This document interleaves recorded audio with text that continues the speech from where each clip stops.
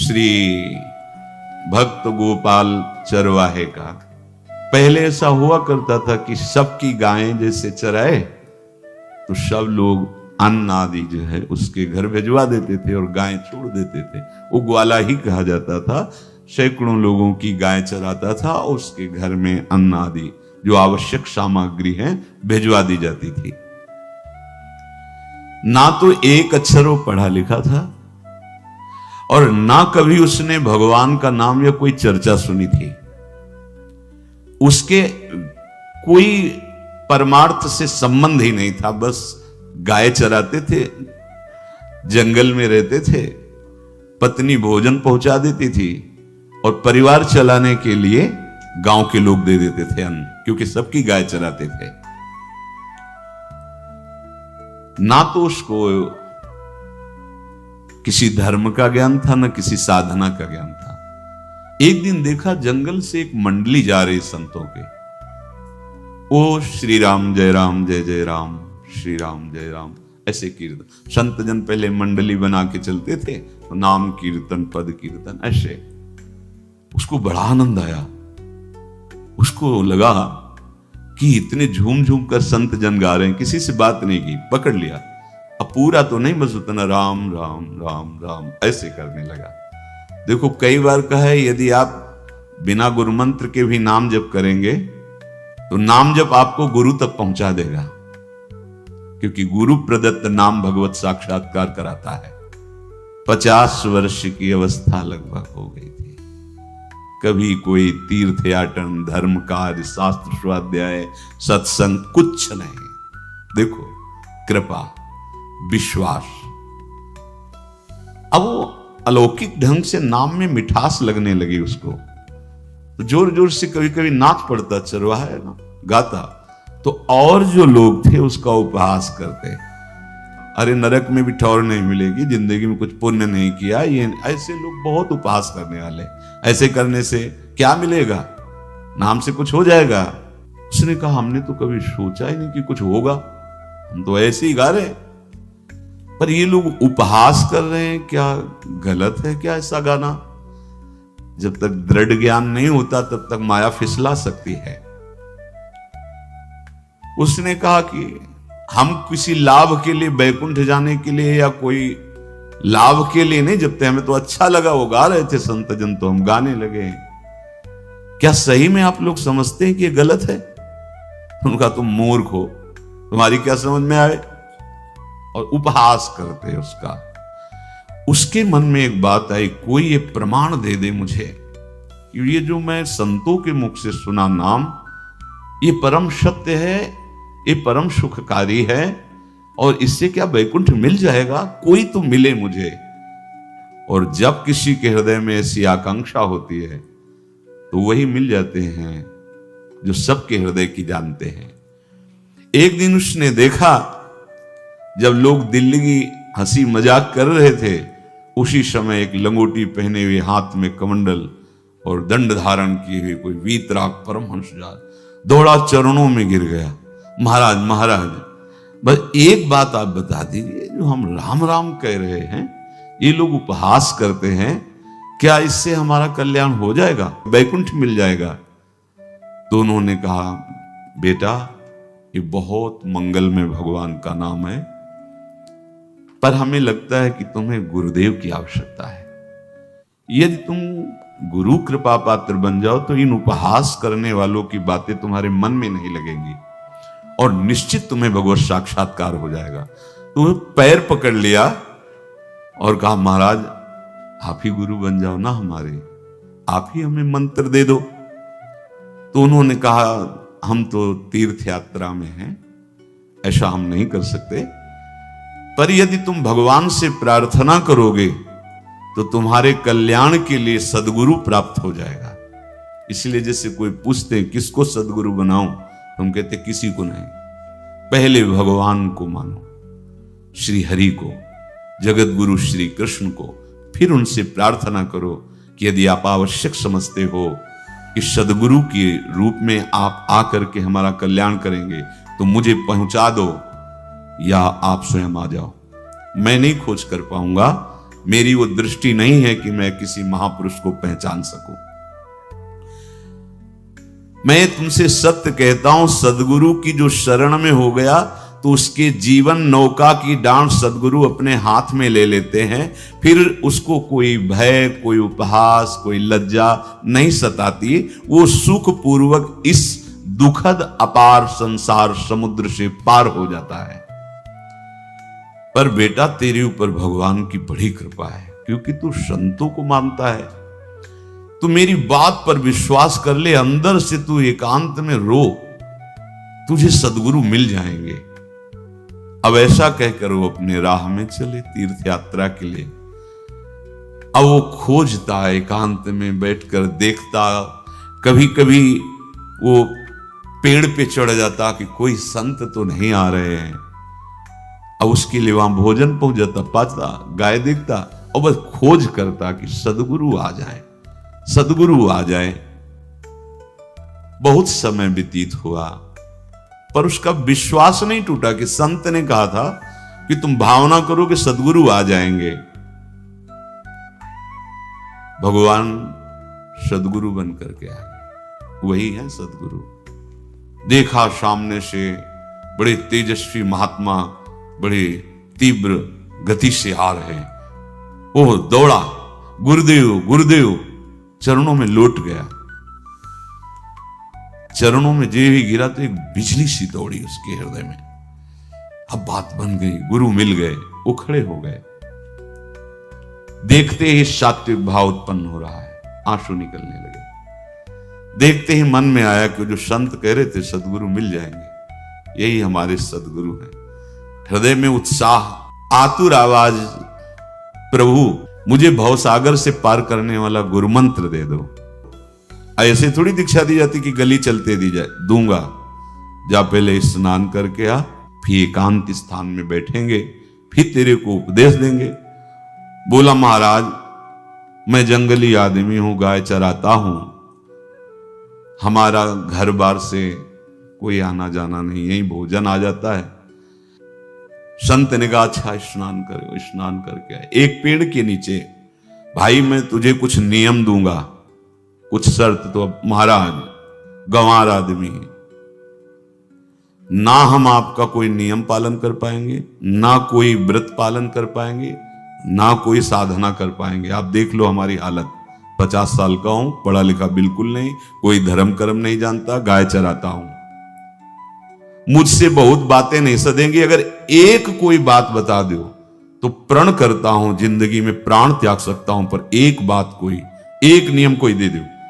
हमें बहुत नियम तो नहीं समझ में आएंगे, एक कोई बात बता दो कि ऐसा कर लेना और मंत्र जपना, तो हम प्राण त्याग सकते, पर आपकी आज्ञा उल्लंघन, पर बहुत हम बातें नहीं मान पाएंगे क्योंकि हमारे इतना ज्ञान नहीं है।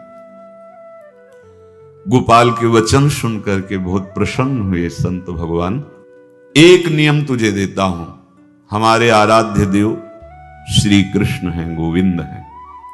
आज से तुम्हारे आराध्य देव गोविंद हुए, हाँ श्री कृष्ण है। बिना उनको पवाए तुम्हें पाना नहीं है, बस यही तुम्हारे लिए नियम है। तुम्हारे पास जो आवे, सूखी रोटी, दूध, छाछ, जो भी, बिना उनको पवाए पाना नहीं है। सीधा सरल आदमी। गुरुदेव प्राण चाहे चले जाएं, बिना उनको पवाए आज के बाद कभी जिह्वा पे कुछ नहीं जाएगा।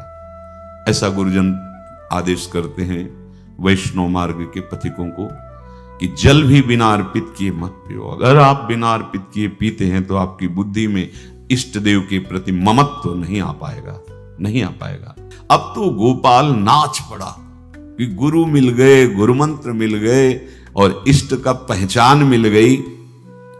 उसी समय घर से भोजन आया, वही कभी चटनी रोटी, ऐसे ही बैठा एकांत वृक्ष के नीचे। आओ गोविंद भोग पाओ।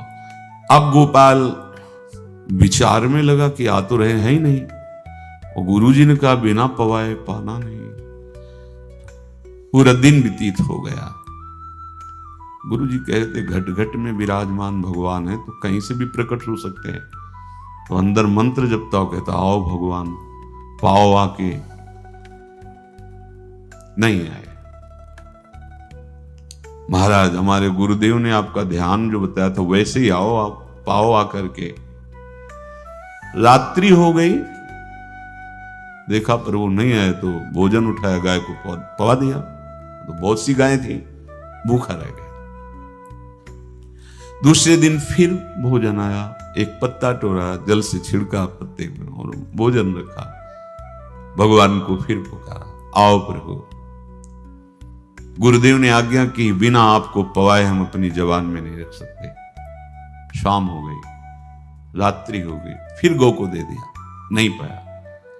अब एक तो 50 वर्ष की अवस्था और गौओं के पीछे दौड़ना और भोजन पाना नहीं, शरीर में सामर्थ्य धीरे धीरे कम होने लगी। तीसरा दिन, चौथा दिन, पांचवा दिन, छठा दिन, सातवां दिन, दीनानाथ प्राण चाहे निकल जाए, हम गुरु की आज्ञा नहीं तोड़ सकते। अगर आप नहीं आएंगे तो भूखों मर जाऊंगा। पर हम ये बात देखो, ये बात चरवाहा है, कोई साधना पूर्व की नहीं। गौ सेवा के प्रताप से उससे संतों में प्रीति हो गई, नाम की कृपा से गुरु, गुरु की कृपा से नामी की प्राप्ति की चाह। ऐसे कई दिन व्यतीत होते गए, अस्थि मात्र होए रहे शरीरा। पूछते कि क्या बात है, भोजन तो हम रोज लाते हैं, आप रोज लेते हैं, क्या पाते नहीं? आपका विषय नहीं। शिक्षा मिलती है, अपने गुरु उपदिष्ट साधन को किसी से बताना नहीं चाहिए। गुरु उपदिष्ट साधन जब तक सिद्धावस्था ना पहुंच जाए तब तक गुप्त रखा जाता है। जो जैसे आप सत्संग सुन रहे हो, इसमें कोई वचन आपको लगा, पकड़ लिया, अब वो जीवन में तभी बोलना जब उसका प्रभाव हमारे जीवन में आ जाए। नहीं ऐसे नहीं बोलना, नहीं तो निकल जाएगा। और अगर रोक लिया तो मंथन करेगा अंदर और आपको उसमें स्थित कर देगा। एक भी शब्द नहीं बताया कि हमारी गुरु दीक्षा हो गई, गुरुजी ने कहा था पवा के पाना, और इतने दिन हो गए भगवान तो आ नहीं रहे, इसीलिए हम पा नहीं रहे, तो हमारी ये दशा है। देखो आज का समय ऐसा है कि प्रगट में सब इंद्रियों के पोषण की व्यवस्थाएं भगवान दी, चाहे गृहस्थ हो चाहे विरक्त हो, लेकिन क्या हमारे अंदर निष्ठा है ऐसी? सबरी जी जब उनके गुरुदेव पधारने लगे तो चरणों में रो के गिरी कि प्रभु, इस पूरे विश्व में मुझ अधम को सिर्फ आप ही प्यार करने वाले, आप ही ने दुलार करके मुझे रखा, नहीं सब जगह ठोकर मिलती, कोई भी संत महात्मा हमारी तरफ देखना नहीं चाहते, और प्रभु आप जा रहे हो, आप कैसे जीवन? जानते हो क्या कहा? हम तो भजन के प्रभाव से भगवान के धाम जा रहे हैं बेटा, भगवान स्वयं चलकर तुम्हारे पास आएंगे। सबरी जी बहुत वर्षों तक कभी गुरु के वचनों पर अविश्वास नहीं हुआ, क्यों कहते थे भगवान आएंगे, रोज पावड़े डालती हूँ, सोहनी लगा के जल छिड़कती हूँ, रोज पे लगता है। तो सलाह तो नहीं दिया गुरु जी ने? नहीं, गुरु के वचन भगवान आएंगे।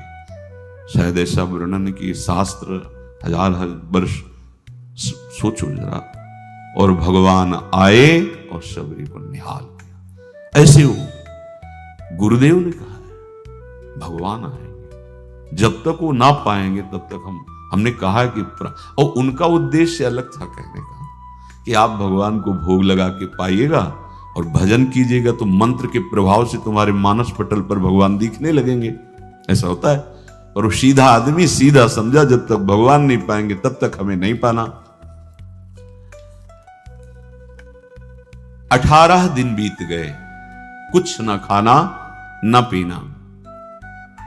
गोविंद भी देखते हैं, बाल भक्त ओम प्रकाश जी महाराज यही अपने चामुंडा के पास से उधर, बहुत नामनिष्ठ महात्मा, बाल भक्तों में बहुत ही मानो प्रहलाद जी ही हैं। जैसे प्रहलाद जी नामनिष्ठ, भगवान निष्ठ, घट घट में भगवान को देखने वाले, ऐसे श्री ओम प्रकाश जी बाल भक्त।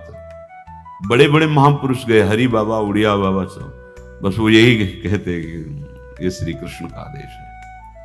फिर शायद 50 के भी ऊपर दिन गए थे, ऐसे 70 दिन। 70 दिन तक उस महापुरुष ने कुछ नहीं खाया, सशरीर अंतर्ध्यान हुए, आज समाधि उनकी बनी। हे, जब महत्व भगवान का जग जाता है तो शरीर का महत्व नहीं। अच्छा, प्राणनाथ जब प्राणों का पोषण कर रहे हैं तो अन्न में भी तो प्राणनाथ की ही दी हुई शक्ति है, तो बिना अन्न के भी उनका पोषण हो रहा है। पर ये भागवती का आदेश से, मनमानी करने से नहीं। मनमानी करने में फिर मार्ग रुक जाएगा। भगवान आदेश करते हैं अपनी वाणी से, युक्ताहार विहार से, उचित आहार विहार, वो तो भगवद आदेश होता है। 18 दिन बीत गए, 19वें दिन जब भोजन आया तो पेट के आते सब सिकुड़ गई थी। वैसे ही 50 वर्ष के थे, आंखें धस गई थी, उठने की ताकत नहीं। पत्नी ने फिर कहा कि आप कुछ तो बताइए कि क्या आपको कोई रोग हो रहा है, आप भोजन नहीं पा रहे, मैं रुक जाऊं यहीं आपकी सेवा के लिए या आप घर चलिए। कोई उत्तर नहीं, आप जाइए, हम ठीक हैं। ऐसा फिर धीरे से पत्ता लाए, छिड़का, भगवान आओ, पाओ आकर के। शाम हो गई, फिर गाय को दे दिया। विचार कर लिया कि अब मरना ही है, मुझ जैसे अधम के पास भगवान तो आएंगे नहीं, वो तो भगवान है, पर मैं अपने गुरु के वचन नहीं तोड़ सकता, मर चाहे जाऊं। 27 दिन व्यतीत हो गए, एक कवल भी अन्न नहीं पाया। न चलने की शक्ति थी, न पत्ता लाने की शक्ति थी, न जल छिड़कने की शक्ति थी। जिस पात्र में भोजन लाई थी, लेटे ही लेटे खोला और कहा, प्रभु मुझे पता है आप इस शरीर से नहीं मिलोगे, पर आप जान लो मैं अपने गुरु की आज्ञा का उल्लंघन नहीं करूंगा। ये मतलब जितने महान हुए हैं सब निष्ठाओं में निष्ठावान हुए हैं, अपने लोग फिसड्डी हैं। जरा सा कोई दुख, जरा सा कोई सुख, फिसल जाते हैं। प्राण अनंत जन्मों की बिगड़ी 27 दिन क्या होते हैं, क्या होते 27 दिन? अनंत जन्मों का जमा कूड़ा करकट भगवान साफ कर रहे हैं। ये जो तन्मयता, गुरु निष्ठा, जो प्राण भूख से व्याकुल, सब भस्म हो रहे हैं पाप अनंत जन्मों के। अनंत जन्मों, जैसे हम सोचे कि भगवान इतने निर्दयी कैसे हैं? नहीं निर्दयी, आत्मा को कुछ फर्क नहीं पड़ता। और शरीर ने जो किए हैं जन्म जन्मांतरों के, वो निष्ठा के कारण दुख नहीं पहुंचेगा। निष्ठावान को दुख नहीं पहुंचता, वो आपको दिखाई देगा दूर से, उसको दुख नहीं पहुंचता, क्योंकि निष्ठा का कवच है, वो कभी कोई भेद नहीं सकता। किसी भी माया के यंत्र में ताकत नहीं कि निष्ठा को भेद सके, उसी को निष्ठा कहते हैं, नहीं भेद पाए। 27वां दिन है। पति की दशा देख करके कहा, स्वामी अब तो आप कहोगे भी तो मैं नहीं जाऊंगी, हम आपकी दशा, इशारे से कहा आज भर चली जा, क्योंकि उसको लग रहा था आज प्राण निकल जाएंगे। आज भर चली जा, फिर कल से जैसी तेरी आज चली जा। इशारे से, बोलने की भी सामर्थ्य नहीं थी।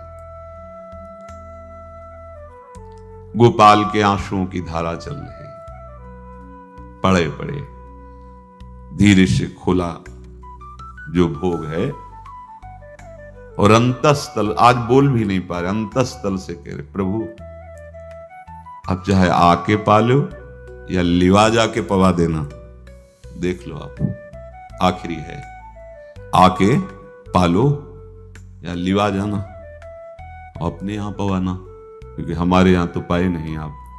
बड़े प्रेम से अंदर से आवाज आई, गोपाल।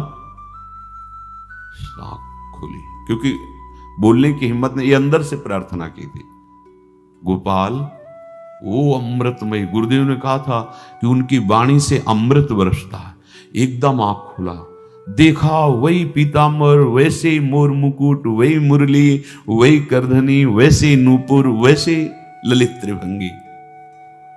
गुरुदेव ने जैसा वर्णन किया था वैसा ही सुंदर रूप गोपाल के सामने। प्रभु मुखमंडल की मनोहरता देखकर निहाल हो गए, ये निहाल कर देंगे। थोड़ी पीड़ा सहना सीखो, सहत सहत बाढ़े भगति, ग्रह तन गुरु हितगार, ग्रह तन गुरु हितगार हार अपनी करिमा। सेवक जी कह रहे हैं, देखो, ग्रह तन गुरु हितगार हार अपनी कर, तन मन प्राण गुरु वचनों पर न्यौछावर, जो भी सहना पड़े सहूंगा। मिल गए प्रभु। प्रभु दूर नहीं है। प्रिया प्रीतम बहुत कृपालु हैं। मानो करोड़ करोड़ काम की सौंदर्यता को हे करते हुए प्रभु के लावण्य का प्रकाश हो रहा है। मनहारिणी मुरली, जैसे कहा था अधरों में रख, वैसे अधरों में विराजमान। अच्छा, खास बात ये, ना कोई गाय देख पा रहे, नहीं कोई और चरवाहा देख पा रहा है। ये भगवान को, जैसे इस सभा में किसी से बात करें भगवान, किसी से मिले तो पास बैठा व्यक्ति भी नहीं देख पाएगा, ना जान पाएगा, क्योंकि प्राकृतिक इंद्रियां, प्राकृतिक शरीर, और वो चिदानंद में, वो तो जिसको दर्शन देंगे तो पहले दृष्टि प्रदान करते हैं। भगवान जिससे मिलते हैं पहले दृष्टि प्रदान करते हैं, तो गुरु रूप से दृष्टि प्रदान। ये जो अंतर में पुकारा ना, वो अंतर दृष्टि खुल गई, सामने देखा। इतना सुंदर विश्व मोहिनी भगवान श्री हरि का ललित त्रिभंगी रूप कि गोपाल की आंखें नहीं टिकी। इतना सुंदर रूप, आंखें भगवान के तेज के आगे बंद हो गई। जो भी बंद हुई तो देखा मानस पटल पर वैसे ही ललित त्रिभंगी। फिर खोला, देखा सामने भगवान मुस्कुराए, सामर्थ्य प्रदान की। देखो अर्जुन के साथ ही तो खेलते हैं भगवान सखा भाव से, रथाक रहे हैं, लेकिन भगवान का विराट स्वरूप देखने की सामर्थ्य अर्जुन में थी क्या? दिव्य दृष्टि प्रदान की। फिर भी कांप रहे थे अर्जुन जी भगवान की दिव्य दृष्टि संपन्न नेत्रों से उस विराट महिमा को देखकर कांप रहे थे अर्जुन। ये तो माधुर्य रूप प्रभु का है। उसने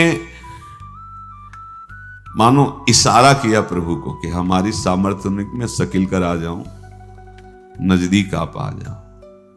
आ गए, अपना माथा प्रभु के चरणों में रखा, आंसुओं से भगवान के चरणों का प्रक्षालन कर रहा। देखो गांव का गाय चराने वाला ग्वारा, जिसको कोई धर्म कर्म का ज्ञान नहीं, कोई भक्ति का ज्ञान नहीं, कोई शास्त्र का ज्ञान नहीं, भगवान ने फिर उसको उठाया और अपने हृदय, ज्यों हृदय से लगाया, हष्ट पुष्ट स्वस्थ सब, अंतर बाहर पूर्ण, कोई पीड़ा नहीं, कोई दुख नहीं, बिल्कुल तेजस्वी स्वरूप।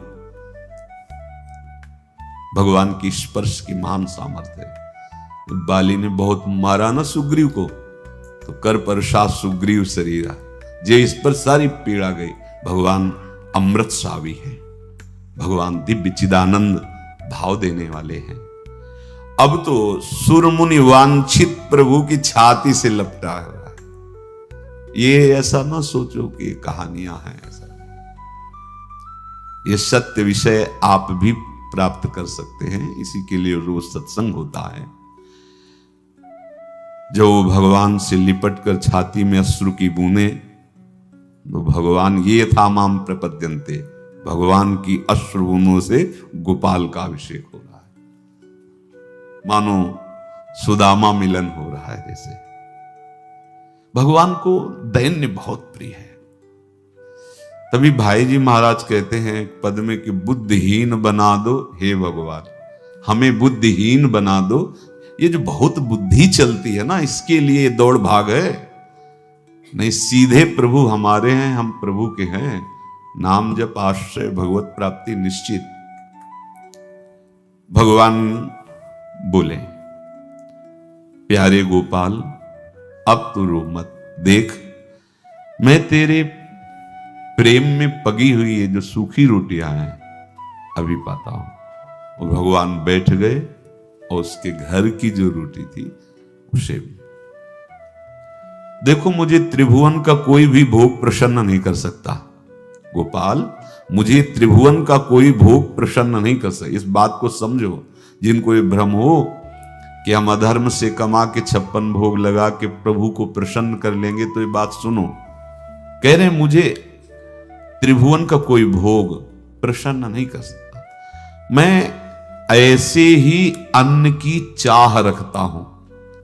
भगवान के वचन, जैसे दुर्योधन का महल का सब वैभव त्याग के, स्वागत ठुकरा के और विदुरानी जी के हाथ का छिलका पाया। मैं ऐसे ही अन्न की चाह रखता हूं, भगवान कहते हैं, बलिहारी है। कभी प्यार से एकांत में रो के इनको पवाना सीखो। भले आप इतनी कटोरी में सब्जी, 2 रोटी, और अगर दैन्य भाव से कि नाथ कहां आप और कहां, कैसे आपको पवाएगा, जो छवि है ना, पंखा करते जाओ ऐसे बीच बीच में जल पिला, देखो ना, ये था माम प्रपद्यन्ते तास्तते भजम। आप जैसा मानोगे वैसा भी वो व्यवहार करेंगे, पक्का समझ लो। गोपाल जो सच्चे हृदय से मुझे पुकारता है, मैं अवश्य उसको मिलता हूं। जो प्रेम पूर्वक मुझे पवाता है, मैं अवश्य उसका पाता हूं। पत्रम पुष्पम फलम तोयम ये में भक्त्या, भक्ति पूर्वक जो पवाया। भक्ति पूर्वक का मतलब दैन्य। अभक्त में अहंकार होता है, देखो ये किया मैंने, वो भगवान स्वीकार नहीं करते। वो आपका शुभ कर्म बन सकता है, अब वो भी धर्म से कमाई की है तो, पर भगवान की प्रसन्नता का हेतु होगा दैन्य। जहां भी देखो हमारे स्वामी को, जहां भी देखो दैन्य में बिके हुए पाए गए, दैन्य में। और ये दैन्य किसी बाजार में नहीं मिलती, ये दैन्यता बनावटी नहीं होती, ये वस्तुता हृदय की होती, भगवत प्रदत्त ही होती है। पर जो संत सदगुरुदेव की आज्ञा का अक्षरशः पालन करे तो इस दैन्य का निश्चित प्रादुर्भाव हो जाएगा, अहंकार गलित हो जाएगा। वत्स, मैं किसी भी वस्तु का कभी भूखा नहीं हूं। मानो गोपाल के बहाने से हमको समझा रहे हैं, क्या चाहिए भगवान को, क्या चाहिए? कुछ भी कर लो, माना कि तुम तात्कालिक वर्तमान दुख को मिटा सकते हो, तात्कालिक, लेकिन संपूर्ण दुखों को मिटाने के लिए हरिनाम गरज रहा है, राधा नाम गरज रहा है। आपसे प्रार्थना है, समझो इस बात को। कलयुग केवल नाम आधारा। देखो, सुन के राम राम शुरू किया, मिल गए सिद्ध सदगुरुदेव, दे दिया मंत्र, बता दी निष्ठा, और मिल गए भगवान। और भगवान कह रहे हैं, अब तेरे जीवन में कभी दुख का लेस नहीं रहेगा, तू अब घर जा, अब किसी की गाय चराने की जरूरत नहीं है। कुल परंपरागत तेरे लक्ष्मी बढ़ती रहेगी, तुझे कुछ करने की जरूरत नहीं। देखो, बड़े बड़े सोने के पहाड़ किसी सुनार ने बनाए क्या? प्रभु ने तो बनाया। भगवान हंसते हंसते समझ ही नहीं पाए और अंतर्धान हो गए। अभी गोपाल कुछ अपने मन भर के देख नहीं पाया था, कह नहीं पाया था, भगवान अंतर्धान हो गए। अब तो चिल्ला चिल्ला के रोने लगा और विवश होके आंख मूंदी तो देखा उसके मानस पटल पर छाए। अब तो राजी हो गया कि ये मेरे प्रभु ऐसी जगह विराजमान हो गए, कोई देख ले पाएगा, हम रोज बात करेंगे, रोज दर्शन करेंगे। नारायण या गौर श्याम को हृदय निकुंज बसइए। तो इसलिए धैर्य धारण करके, कितना भी कष्ट हो, अब पीछे मत हटो, फिसलो मत। माया अपने पार्षदों को भेजेगी। प्रभु का चिंतन छूटे वो कुछ भी स्वीकार नहीं। प्रभु का चिंतन होते हुए जो हो रहा है उनका सृष्टि का कार्य है, जो जो जिसको सेवा दी हो रहा है। हमारा प्रभु का आश्रय अगर बदला किसी व्यक्ति का आश्रय या किसी अन्य का आश्रय, बहुत घाटा हो जाएगा। अपने इस मन को देखते रहिए कि प्रभु को प्रथम नंबर में रखता है या द्वितीय नंबर में। हमें तो लगता है हो सकता है चौथे पांचवें नंबर पे रखता हो।